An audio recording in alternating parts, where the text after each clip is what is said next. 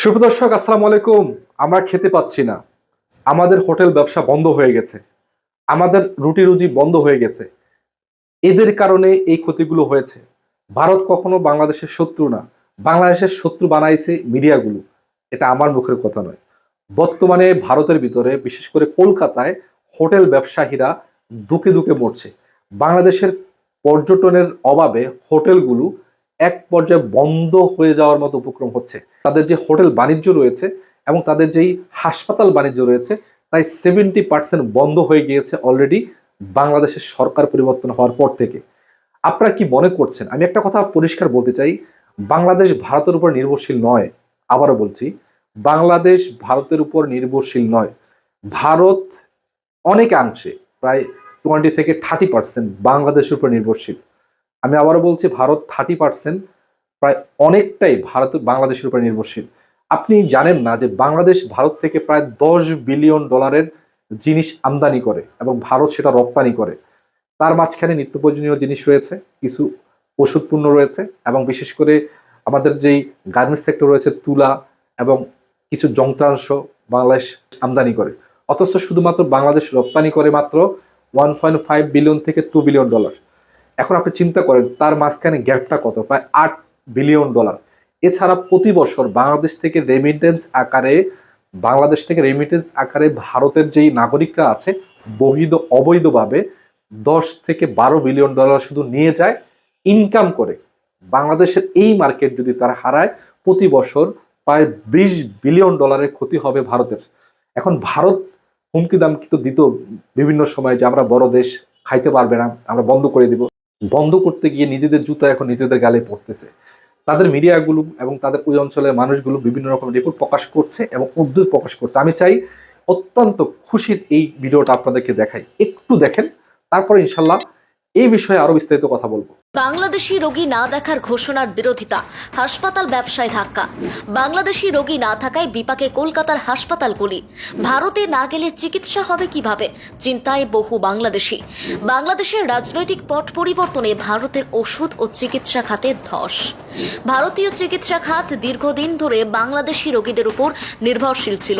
উন্নত মানের চিকিৎসা, তুলনামূলক সাশ্রয়ী খরচ এবং ভৌগোলিক নৈকট্যের কারণে বাংলাদেশের মানুষ ভারতে চিকিৎসা নিতে আসেন। তবে সাম্প্রতিক বছরগুলিতে ভিসা প্রক্রিয়ার জটিলতা, বৈশ্বিক মহামারী এবং বাংলাদেশের নিজস্ব চিকিৎসা খাতে উন্নতির কারণে এই প্রবাহে বড়সড় প্রভাব পড়েছে। ভারতের চিকিৎসা শিল্পের জন্য বাংলাদেশি রোগীরা শুধু রোগীই ছিলেন না, তারা ছিলেন একটি বড় অর্থনৈতিক উৎস। চিকিৎসা, হোটেল ব্যবসা, পরিবহন খাত, ওষুধ শিল্প এবং স্থানীয় বাজার, এই সবকিছুই সরাসরি লাভবান হতো তাদের আগমনে। কিন্তু বর্তমানে এই রোগীদের সংখ্যা হ্রাস পাওয়ায় একাধিক খাত সংকটের সম্মুখীন হচ্ছে। হ্যাঁ, এমন কথা আমরা বলছি না, কিন্তু এই সবকিছুই আমরা তুলে ধরছি সমাজের নামি দামি গণমাধ্যমগুলির সাহায্যে। তাদের নানান ধরনের সংবাদ এবং তাদের হেডলাইন থেকেই উঠে আসছে এমন তথ্য। আসুন তাহলে সরাসরি নজর দেওয়া যাক সেই দিকেই। বিবিসি বাংলা বলছে, কলকাতায় বাংলাদেশি রোগী না দেখার ঘোষণার বিরোধিতা, হাসপাতাল ব্যবসায় ধাক্কা। তবে প্রশ্ন উঠছে, ভারত কি নিজের পায়ে কুড়ুল মারল? ব্যবসায়ীরা কি পরিষেবা বন্ধ করতে চেয়েছিল, নাকি রাজনৈতিক চাপ এসেছিল তাদের উপর? কি বলছে বিশেষজ্ঞরা? সম্প্রতি কলকাতার বেশ কয়েকটি হাসপাতালে বাংলাদেশি রোগীদের চিকিৎসা না করার ঘোষণা নিয়ে বিতর্ক তুঙ্গে। চিকিৎসা ও ব্যবসা খাতের বিশেষজ্ঞরা প্রশ্ন তুলেছেন, এই সিদ্ধান্ত কি একটি ব্যবসায়িক কৌশল ছিল, নাকি এর পেছনে রাজনৈতিক চাপ কাজ করেছে? এই পরিস্থিতি শুধু ভারতীয় চিকিৎসা শিল্পের আর্থিক ক্ষতির ইঙ্গিত দিচ্ছে না, বরং একটি বৃহত্তর কূটনৈতিক এবং অর্থনৈতিক সংকটের দিকেও ইঙ্গিত করছে। কলকাতার বেসরকারি হাসপাতালগুলি দীর্ঘদিন ধরেই বাংলাদেশি রোগীদের জন্য নির্ভরযোগ্য গন্তব্য হিসেবে পরিচিত ছিল। উন্নত চিকিৎসা, সাশ্রয়ী ব্যয় এবং বাংলাভাষী কর্মীদের উপস্থিতি বাংলাদেশি রোগীদের ভারতে আসার প্রধান কারণ ছিল। তবে সাম্প্রতিক ঘোষণায় বাংলাদেশি রোগীদের প্রবেশাধিকার সীমিত করায় হাসপাতালগুলি আর্থিকভাবে বড় ধাক্কা খেয়েছে। বিশেষত কলকাতা, যা বাংলাদেশের রোগীদের জন্য একটি প্রাথমিক গন্তব্য, সেখানে হোটেল ব্যবসা, স্থানীয় দোকান, ওষুধ শিল্প এবং পরিবহন খাতের উপরেও এই ঘোষণার প্রভাব পড়েছে। স্থানীয় ব্যবসায়ীরা ক্ষোভ প্রকাশ করে বলছেন, এই সিদ্ধান্ত শুধু হাসপাতালের আয়ের ক্ষতি করছে না, বরং শহরের সামগ্রিক অর্থনীতিকেও দুর্বল করে দিচ্ছে। তাহলে এটা কি রাজনৈতিক চাপ নাকি ব্যবসায়িক সিদ্ধান্ত? এই সিদ্ধান্তের পিছনে প্রকৃত কারণ নিয়ে বিতর্ক রয়েছে। কিছু বিশ্লেষকের মতে ভারতের বর্তমান রাজনৈতিক পরিস্থিতি এবং সীমান্তে কূটনৈতিক উত্তেজনার কারণে এই সিদ্ধান্ত নেওয়া হয়েছে। বাংলাদেশি রোগীদের ওপর বিধিনিষেধ আরোপ করে একটি কঠোর বার্তা দেওয়ার চেষ্টা হতে পারে। অন্যদিকে কিছু হাসপাতালের দাবি, বাংলাদেশি রোগীদের পরিমাণগত চাপ সামলাতে গিয়ে স্থানীয় রোগীদের জন্য পরিষেবার মান কমে যাচ্ছিল, তাই তারা নির্দিষ্ট কিছু ক্ষেত্রে সীমাবদ্ধতা আরোপ করেছে। বিশেষজ্ঞরা মনে করেন এই সিদ্ধান্ত ভারতের চিকিৎসা খাতের জন্য আত্মঘাতী হতে পারে।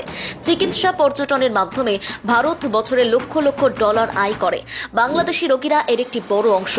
তাদের হারানোর অর্থ একাধিক খাতে আয় হ্রাস। বাংলাদেশের চিকিৎসা খাত ধীরে ধীরে উন্নতি করছে। এই পরিস্থিতিতে ভারত যদি বাংলাদেশি রোগীদের জন্য দরজা বন্ধ করে দেয়, তবে তারা বিকল্প হিসেবে মালয়েশিয়া, সিঙ্গাপুর বা নিজের দেশের উন্নত চিকিৎসা পরিষেবায় বেছে নেবে।